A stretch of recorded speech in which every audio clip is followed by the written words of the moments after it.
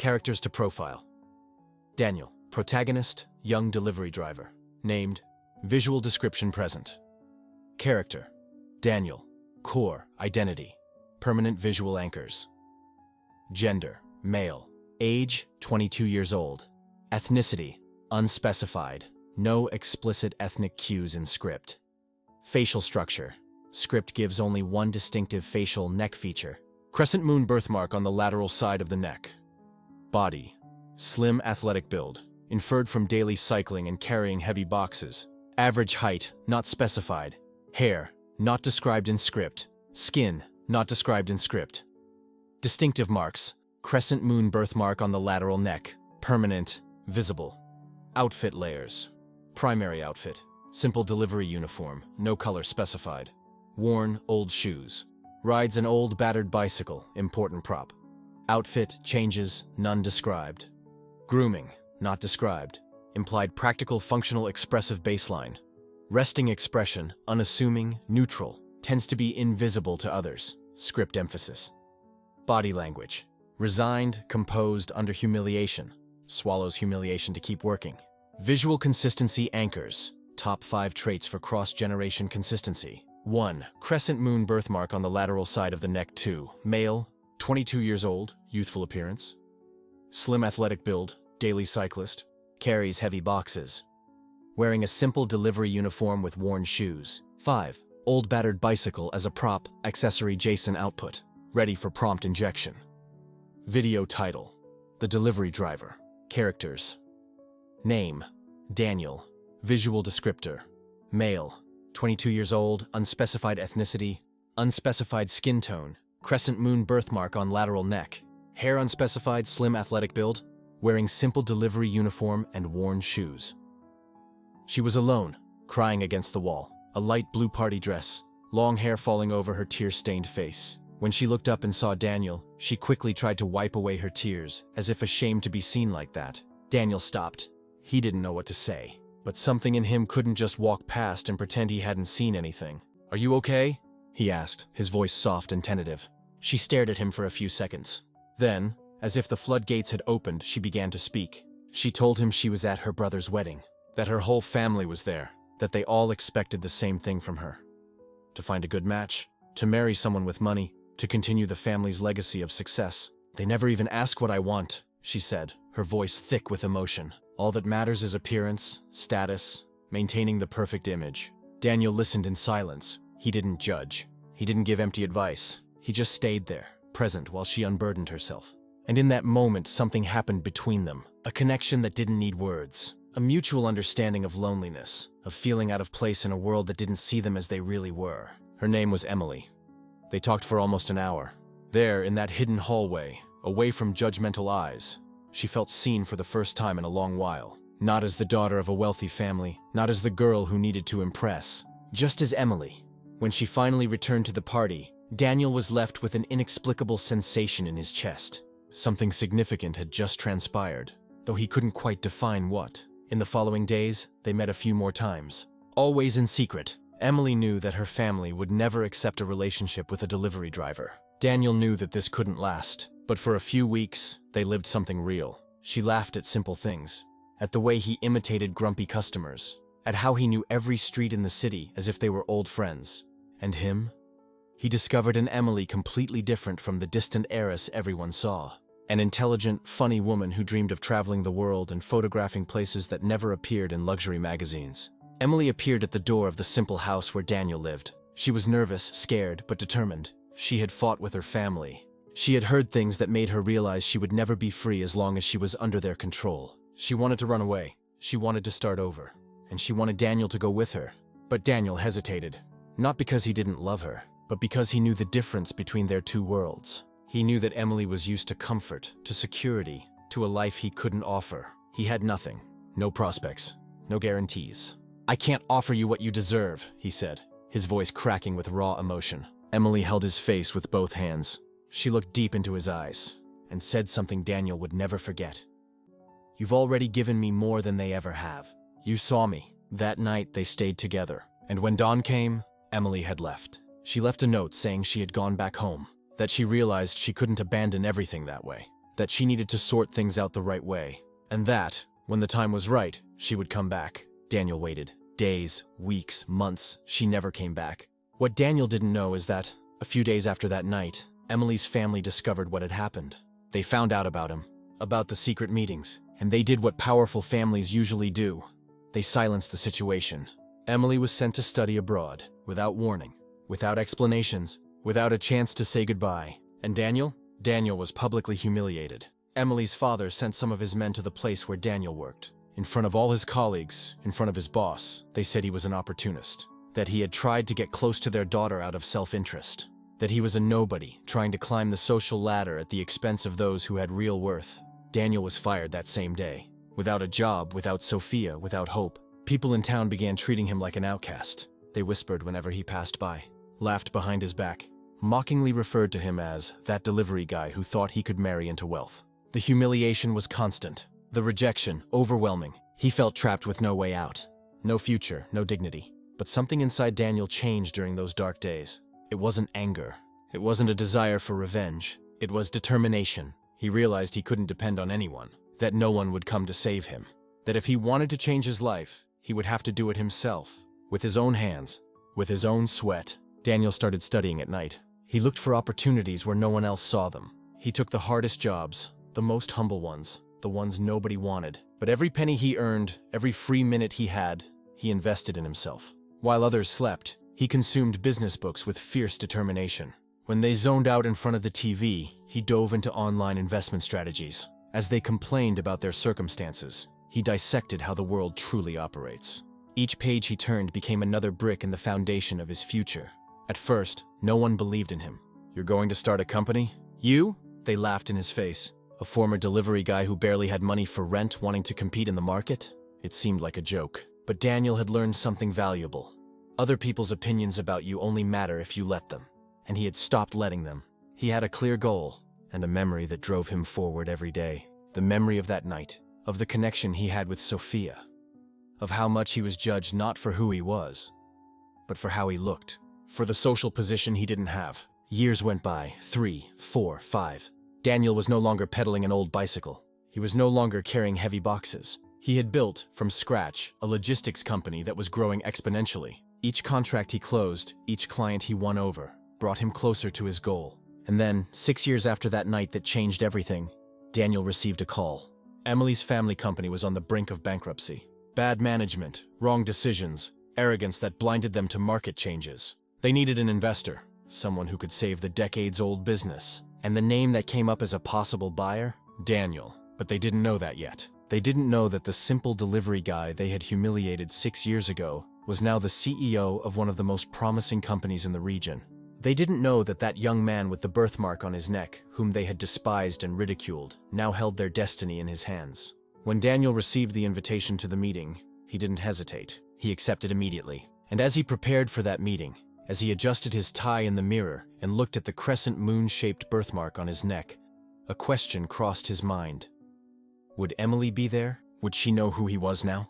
Would she remember that night, that connection, that moment when two worlds briefly touched before being forcibly separated? Daniel took a deep breath. He grabbed his genuine leather briefcase, got into the luxury car he now drove, and headed toward the building that 6 years ago he only knew through the service entrance. This time, he would enter through the front door. This time, they would see him, really see him.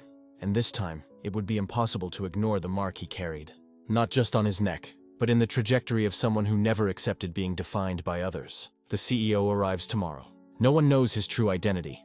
Yet. The next morning, the car stopped. A black Mercedes S-Class, impeccable. The driver opened the rear door with all due reverence. All the employees in the company lobby stopped, looked, waited. The first thing that appeared was an Italian shoe. Then, a tailored suit that cost more than many earned in a year. And finally, him. Daniel. Not a single person recognized him. The once thin, exhausted delivery cyclist had metamorphosed into a man of undeniable presence, confident posture. Broad shoulders, eyes burning with quiet determination. His hair was meticulously styled, his beard razor-sharp. Even his movements spoke of transformation, each step deliberate, each gesture a silent testament to his journey. He was power in human form. Daniel crossed the lobby toward the elevators. Employees automatically stepped aside, creating a path. Some whispered, Others just watched in silence. There was an energy around him that commanded respect. Among the curious crowd was someone Daniel didn't expect to see so soon. Emily. She was standing near the reception, talking with a colleague. As the murmurs rippled through the lobby, she turned and froze. Her face drained of color. Her eyes widened in disbelief. Her breath caught in her throat, suspended between shock and recognition. It couldn't be, but it was. Daniel kept walking, as if he hadn't seen her. But he had. Of course he had. He had planned every detail of that encounter. Every second was carefully thought out. He stepped into the elevator. The doors slid shut, and Emily remained motionless, frozen, struggling to comprehend the impossible. The poor delivery man, the man her family humiliated, the guy with the crescent moon-shaped birthmark on his neck, which she still remembered touching that night 6 years ago. He was the new CEO, but how? How was this possible? The answer lay in 6 years of relentless determination. Let's go back in time and understand exactly how Daniel got there. After being fired and publicly humiliated by Sophia's family, Daniel hit rock bottom. He had no money, no connections, nothing but the clothes on his back and a furious determination burning in his chest. In the first months, he survived doing odd jobs. He carried boxes at markets, washed cars, took any work that came his way. People who knew him felt sorry for him. Others laughed. "Look at the rich girl's little boyfriend," they said sarcastically. "Now that she's gone, he's back to the gutter where he came from." Daniel listened, swallowed it, and kept moving forward. At night, when he finally got to the tiny room he rented, he studied. Devoured books on business, management, finance, watched free video lessons on entrepreneurship, learned about technology, logistics, markets. He was arming himself, preparing, building the tools he would need to climb. 6 months later, he had his first big idea. Daniel realized that small local businesses were losing money because they didn't have an efficient delivery system. They depended on expensive, slow, disorganized services. There was an opportunity there, a gap in the market that everyone saw but nobody bothered to fill. And Daniel? He had something most entrepreneurs didn't have.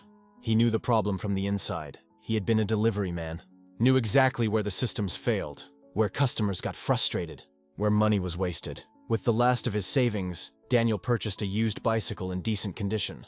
He printed basic flyers at a local internet cafe and began going door to door, offering a delivery service that was faster, more reliable, and more affordable than existing options. At first it was difficult. Many rejected him. Some laughed in his face. "You again with your ideas? Give up, kid." But Daniel didn't give up. He landed his first client, a small pharmacy owner willing to take a chance on him. Daniel's deliveries were so swift and meticulous that the owner was thoroughly impressed. Word spread quickly as the pharmacist referred him to another merchant, who then referred him to another, and then another. In 3 months, Daniel had 15 regular clients. In 6 months, he needed to hire help. 2 other delivery people, then 4, then 10. The small delivery operation was growing, but Daniel knew he couldn't stop there. He had a bigger vision. He wanted to build not just a delivery service. He wanted to revolutionize regional logistics. He used every penny he earned to invest in technology, hired a freelance developer, and together, they created a simple app where clients could track their deliveries in real time. And what happened next? Nobody was prepared for that. While the competition was still using phone calls and paper spreadsheets, Daniel offered total transparency. Customers saw exactly where their orders were, in real time. No mystery, no frustration. The bigger companies started to notice, and they didn't like what they saw. Customers started migrating en masse to Daniel's service. Why? Because he was faster, more transparent, more efficient, and because he genuinely cared. Something the big players had forgotten to do a long time ago. And Daniel? He worked 18 hours a day, slept 4, 8 when he remembered. But each sacrifice brought him closer to the goal. 3 years after being humiliated and dismissed, Daniel had built a company with 50 employees and secured contracts with some of the most prominent businesses in the region. 4 years later, he was approached by investors. They wanted to buy part of the company, wanted to expand nationally. Daniel negotiated shrewdly, accepted the investment but kept majority control. 5 years later, Daniel's company was worth millions. And 6 years after that night that changed everything, Daniel received the call. Sophia's family company was in crisis. Years of mismanagement, arrogant decisions, failure to adapt to the modern market had brought the family business, once powerful, to the brink of collapse. They needed someone to take over, someone with restructuring experience, someone who understood logistics and modern management. The board of directors researched, and the name that emerged as the best option was Daniel Rivera, CEO of one of the fastest-growing logistics companies in the country. Young, visionary, efficient. They had no idea who he really was. When the invitation arrived, Daniel read the email 3 times. Then he smiled. It wasn't a happy smile. It was the smile of someone who finally sees destiny aligning perfectly. He accepted immediately. And now, back to the present, Daniel was sitting in the CEO's office. His office. A huge room with a panoramic view of the city. Luxury furniture. Expensive paintings on the walls. Everything Sophia's family had that he never had access to. Until now. There was a knock on the door. "Come in," Daniel said in a firm voice. The door opened and a man walked in. Richard, the financial director, one of the company's veteran executives.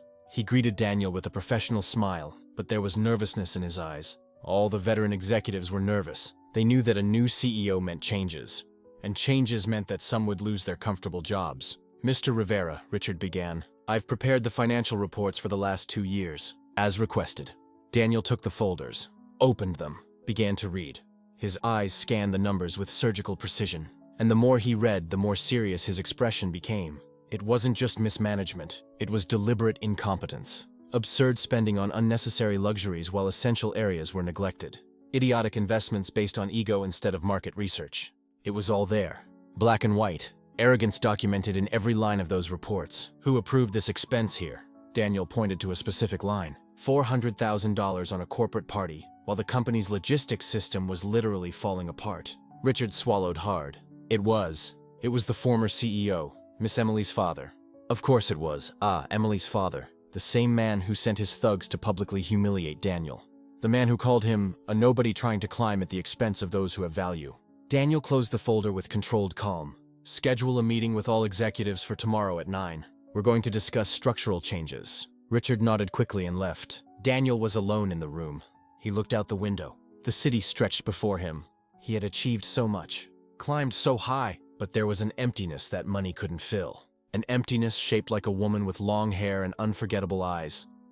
Emily. She was there, in the same building, working as a project manager, according to the information he had. She hadn't inherited the company as she should have. Her older brother was the heir. She was just another employee. Talented, but invisible in the eyes of the family. Daniel wondered if she thought about him. If that night meant to her what it meant to him. If she regretted going back, giving in to family pressure. He was about to find out. The answer came faster than expected. In the following days, Daniel began implementing changes. And they weren't subtle changes. He cut unnecessary expenses with surgical precision. Fired incompetent executives who were only there because they had the right last name. Restructured entire departments that functioned more like social clubs than businesses. Rumors began to circulate. "This new CEO is ruthless," employees whispered in the hallways. "He shows no mercy. He's cold, calculating." Daniel heard the rumors and smiled internally. They thought he was ruthless? They should have seen what Emily's family did to him 6 years ago. That was merciless. But he wasn't there for revenge. He was there to save the company. And to finally confront the past. Not with anger, but with the quiet strength of someone who had already proven their worth. During a manager's meeting, Emily was present. She sat in the back of the room, trying to make herself invisible. But Daniel saw her. Of course he saw her. While he spoke about restructuring strategies, his eyes occasionally landed on her. And every time that happened, he saw Emily quickly look away. Her cheeks turning slightly pink. She knew who he was, and she was terrified. After the meeting, when everyone was leaving, Daniel said, "Emily, please stay. I need to discuss the Alpha project with you." Everyone else left. The door closed, and suddenly it was just the two of them. For the first time in 6 years, the silence was thick, suffocating. Emily kept her eyes on the floor. Her hands trembled slightly. "Look at me," Daniel said. She hesitated, then slowly raised her eyes, and when their gazes met, it was as if time went back. 6 years disappeared. There was the same young man who heard her cry in a service hallway, the same guy who made her feel seen for the first time. But something had changed. Visible pain, deep scars, a hardness that hadn't existed before. "You recognized me," Daniel said. "It wasn't a question." Emily nodded, her voice failing. "Yes, and I don't know what to say." Daniel stood up, walked to the window. With his back to her, he said, "You could start by explaining why you never came back. Why you never looked for me. Why you left me waiting like an idiot while your family destroyed me." The words came out harsher than he intended, but the pain was real. And it was there, raw, exposed. Emily felt the tears burn. "They didn't give me a choice," she whispered. "They sent me abroad the next day, took my phone, controlled everything. I tried to send you messages, but you didn't try hard enough. The silence returned, heavy, painful. "You're right," Emily finally admitted. "I should have fought harder, should have been stronger. But I was afraid of my family, afraid of being left with nothing. I was a coward." Daniel turned, staring at her. "And now? Are you still?" Emily held his gaze, and for the first time in 6 years, she allowed herself to feel everything she had buried. "No," she said with a firm voice, "I'm not anymore." And it was there, in that office, in that moment suspended between past and present, that something began to change. Daniel had come seeking vindication, to prove his worth to the family that despised him. But then something unexpected happened. As he looked at Emily, witnessing the raw vulnerability in her eyes and sensing the connection that had never completely faded, his anger began to dissolve, transforming into something more complex. Revenge wouldn't bring peace. Proving his worth to people who never deserved it wouldn't bring satisfaction. What did he really want? He wanted answers. He wanted closure. And maybe, just maybe, he wanted to know if that night meant as much to her as it meant to him. The meeting ended without resolutions, but something had been planted, a seed of possibility, of healing, of perhaps rebuilding what was broken. The following days were charged with an unspoken electricity. Daniel and Emily continued to cross paths at work, but now an invisible current of unresolved history pulsed between them. And then came the corporate event. The company was hosting a networking dinner on the building's rooftop. All executives, managers, and key clients would be present.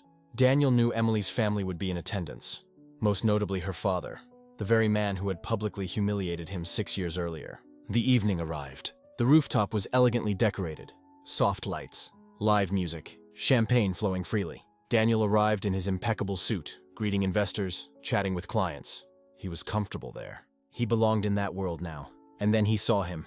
Emily's father, older, gray hair, but still with that air of arrogance, that look that said, "I'm better than you." He was talking with a group of businessmen, laughing loudly, dominating the conversation as he always did. Daniel approached. "Good evening," he said politely. Emily's father turned, looked at Daniel without recognition. "Good evening. And you are?" "Daniel Rivera, the new CEO." The man extended his hand automatically, shaking with the firm grip of someone accustomed to dominating. "Ah, yes, the savior who came to rescue our family business. Pleasure." There wasn't even a hint of recognition. 6 years, a beard, an expensive suit, and he had become completely invisible to the man who almost destroyed him. Daniel smiled. "The pleasure is mine, Mr. Ma." Henry Thompson. "I founded this company 30 years ago. Built it from scratch." "Impressive," Daniel said. "And you left it in whose hands when you stepped away?" Henry frowned slightly, sensing the subtle barb beneath Daniel's words. "My son took over, but I admit, things didn't quite go according to plan." "Family management can be complicated," Daniel commented, his tone neutral. "Especially when nepotism trumps merit." There was a moment of awkward silence. Henry didn't know if Daniel was making a general observation or a direct criticism. Before he could respond, Emily appeared. She was in a midnight blue dress that made her look ethereal under the soft lights. Her eyes met Daniel's for a fraction of a second before landing on her father. "Dad," she said softly, "we need to talk about the Southern Branch project." Henry waved his hand, dismissing her. "Later, Emily. I'm in an important conversation here." The humiliation on her face was subtle but clear. Even with an MBA, even being competent, she was still treated like a child by her own family. Daniel saw it, and something inside him stirred. "Actually," Daniel interrupted with authority, "I would like to hear about the Southern Branch project. Emily, please explain." Everyone looked at him. Henry surprised. Emily shocked. The other executives confused. The new CEO was asking for Emily's opinion? The Emily who was always ignored in meetings? The daughter who was never taken seriously? But Daniel maintained his professional expression, waiting. His eyes met hers, and in that look was a silent invitation. "Show them who you really are." Emily, regaining her composure, began to explain the project. And as she spoke, something changed. Her voice gained strength. Ideas flowed with impressive clarity. She wasn't just repeating data. She was presenting a complete strategic vision, with deep market knowledge and an understanding of nuances that most executives didn't even notice. Daniel watched, and the more she spoke, the more it confirmed what he always knew. Emily was underestimated there. She knew more than most of those executives with important last names. She had vision. She had genuine talent, but she remained invisible to her own family, until now. When she finished, Daniel nodded, his approval genuine. "Excellent analysis. We'll implement your suggestions. Let's schedule a meeting tomorrow to dive into the details." Emily blinked, momentarily stunned. "Are you serious?" "Absolutely," he confirmed, his voice unwavering. And it was in that moment that something happened. A waiter passed quickly behind Daniel, bumping into him. The glass of red wine the waiter was carrying tipped over, spilling directly onto Daniel's tie and shirt. There was a moment of confusion. The waiter apologizing profusely, people around reacting. Daniel quickly removed his tie and unbuttoned the first button of his wine-stained shirt. And there, for the first time that evening, exposed under the rooftop lights, was his birthmark, the crescent moon on the side of his neck. Henry glanced over, initially distracted, seemingly only noting the wine stain. Then his gaze sharpened, his eyes narrowing, locking onto the distinct crescent moon-shaped mark with laser precision. A distant memory began to form, nebulous at first, then clearer, and clearer still. The delivery guy, 6 years ago. That skinny young man with a mark, exactly like this one. Emily froze completely. She saw the exact moment her father connected the dots, saw the color drain from his face, saw the shock take over his features. And then Henry spoke, his voice low but laden with absolute disbelief. I know that birthmark. Daniel didn't flinch. He met the gaze of the man who had tried to destroy him and smiled, a smile devoid of kindness or professional courtesy. A smile that said, "Finally you see me, and now it's too late to ignore me." "Yes," Daniel said with dangerous calm. "You know it." The silence that followed was deafening. The conversations around them stopped gradually, like breaking waves. People realized something important was happening. The tension between Daniel and Henry was palpable, electric. Henry took a step back, his face turning pale. His eyes couldn't look away from that birthmark. The crescent moon. He had seen it before, 6 years ago. On the neck of a young delivery man he had humiliated and destroyed. "It can't be," Henry murmured, more to himself than to anyone else. "But it is," Daniel replied with a calm voice. "I am that nobody trying to climb at the expense of those who have real value. You remember saying that?" The words fell like bombs. The people around them began to whisper. Emily closed her eyes, feeling the weight of the past crashing down on all of them. Henry tried to regain his composure. I don't know what you're talking about." "Of course you do," Daniel said, keeping his tone professional, but with an underlying force impossible to ignore. "You sent your men to my workplace. They said I was an opportunist, made me lose my job, made sure I could never work in that city again." The crowd was completely silent now. Everyone was listening, absorbing every word. Henry looked around, realizing he was being watched. He tried to laugh, to minimize. That was a long time ago. "I was protecting my daughter from what?" Daniel interrupted. "From someone who treated her with respect? From someone who saw her as a person instead of a pawn in the family's power game?" Emily was trembling. Silent tears ran down her face. She wanted to disappear. She wanted this not to be happening. But at the same time, a part of her, a part that had been silenced for too long, felt relieved. Finally, the truth was coming to light. "You turned my daughter against me," Henry accused, his voice rising. "Put ideas in her head. Made her think she could." "Could what?" Daniel challenged. "Think for herself? Make her own choices? Be happy outside the cage you built for her?" Henry turned red with anger. "How dare you?" Text. "I dare," Daniel said, stepping closer. "Because I spent 6 years building something from scratch. 6 years proving my worth isn't inherited, but earned through my own determination. And now, ironically, I'm the one rescuing the company you nearly ran into the ground with your hubris." The truth of those words cut deep. Henry knew it. Everyone there knew it. The company was failing because of mismanagement. And Daniel, the man he had despised, was now the only hope for salvation. "You came here for revenge," Henry said, his voice lower now, defeated. Daniel paused. He looked at Henry, then at Emily, and finally at all the people around watching. "I came here," Daniel said slowly, "to prove something.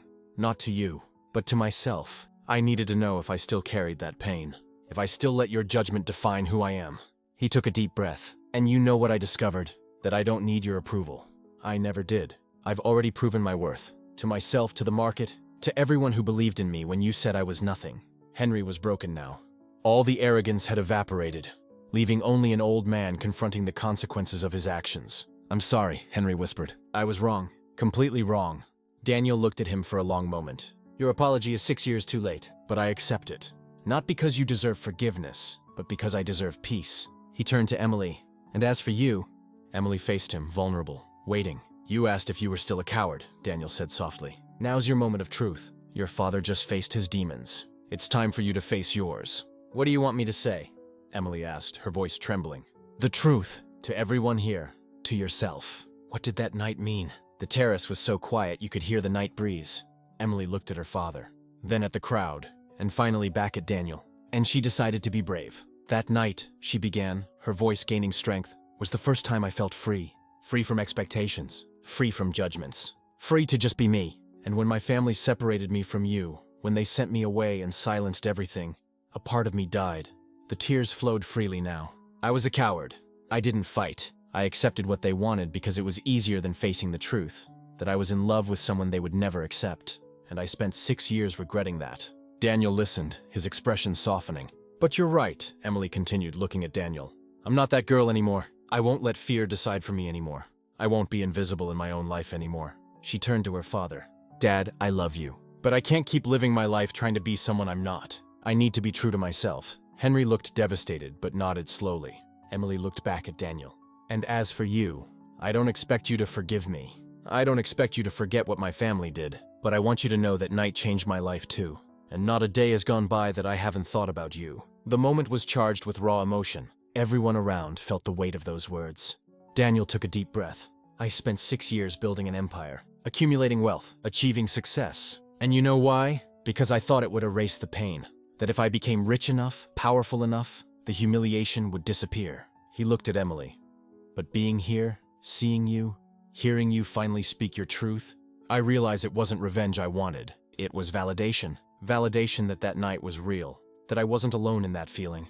You never were, Emily said softly. And there, on that terrace, under the soft lights and the eyes of dozens of witnesses, something changed. It wasn't a fairy tale ending. It wasn't all forgiven and forgotten instantly. But it was a beginning of healing, a beginning of honesty. Daniel extended his hand to Emily. Let's start over. No lies, no judgments, just two people trying to figure out if that connection still exists. Emily looked at his hand, and for the first time in 6 years, she made a choice for herself. She took his hand.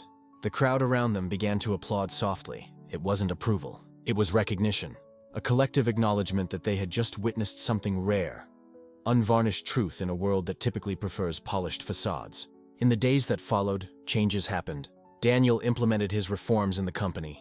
Many incompetent executives were replaced. Old systems were modernized. And within 6 months, the company was on the path to recovery. Emily resigned from the position the family had given her. Not out of anger, but by choice. She wanted to build something of her own. Something that was hers, not the family's. And Daniel supported her. Used his connections to help her start her own consulting firm. Not as a favor out of pity, but as a partner recognizing talent. Henry, he had to confront the reality of his actions. And it was brutal. At first he resisted, remained arrogant, defensive, made excuses. I was protecting my daughter. I couldn't have known. Things were different back then. But gradually, seeing his daughter flourish away from his control, seeing the company not just survive but thrive under the leadership of someone he had called nobody, something in him began to crack. The ego began to crumble. The absolute certainties about who had value and who didn't began to seem hollow. It took time, many difficult conversations, many uncomfortable moments where he had to sit with the weight of what he had done. But eventually, Henry began to understand a painful truth. His judgment based on status and money had almost destroyed not just Daniel, but his own daughter. And he began, slowly and at great cost, to learn something he never thought he needed: humility. As for Daniel and Emily, they didn't run back into each other's arms. They went slowly, long conversations about what happened, about the scars, about what they wanted now. They discovered the connection was still there. But now, 6 years older and much wiser, they could build on a foundation of truth instead of fantasy. Daniel's birthmark, that crescent moon that had been the trigger for everything, became a symbol. Not of shame or humiliation, but of survival. Of how something people once used to identify him as the other became part of his victory story. And the lesson is simple but powerful. Never judge someone by their current circumstances. The delivery driver you look down on today might be the CEO who shapes your future tomorrow. The person you treat as invisible could be the one holding the key to your most pressing questions. Karma isn't cosmic revenge. It's simply the reality that our actions have consequences. That how we treat others always comes back to us. Sometimes in ways we could never imagine. Daniel could have destroyed Henry. Could have used his power to crush the family that humiliated him. But he chose something more powerful. He chose to prove that his worth never depended on their opinion. And in the end, that was the sweetest revenge of all. Not destroying your enemies, but transcending the need to prove anything to them. True transformation isn't about accumulating wealth or status. It's about reaching the point where other people's opinions no longer define who you are. Daniel started as just the delivery guy with a birthmark. and ended as a man who knew his worth lay in what he built, in the character he developed, in the grace with which he treated those who hurt him. This is the true story of transformation. The birthmark proved that the past is never truly finished. But it also proved that the past doesn't need to define the future. We can carry our scars, physical or emotional, and still choose who we become. If this story resonates with something you've experienced or witnessed, perhaps it's because you too have been judged by your appearance, your social status, or the challenging moment you were living through. And here's a single powerful truth. Where you are now is not where you'll ultimately end up. Share this with someone who needs to hear it. With those who are being underestimated, overlooked, or judged solely by their possessions or lack thereof. Because stories like this, exploring consequences, transformation, and the cost of hasty judgments, are more than mere entertainment. They're reflections of our shared human experience. You are not your birthmark. You are not the judgment of those who don't know you. You are not your past. You are what you choose to build from this moment forward. And that choice has always been and always will be yours. If you want more stories that inspire and remind you, stories that prove transformation is possible, that your story is still unfolding, subscribe to the channel. Keep evolving, keep believing, keep demonstrating that the world has yet to understand your true potential. Until the next story.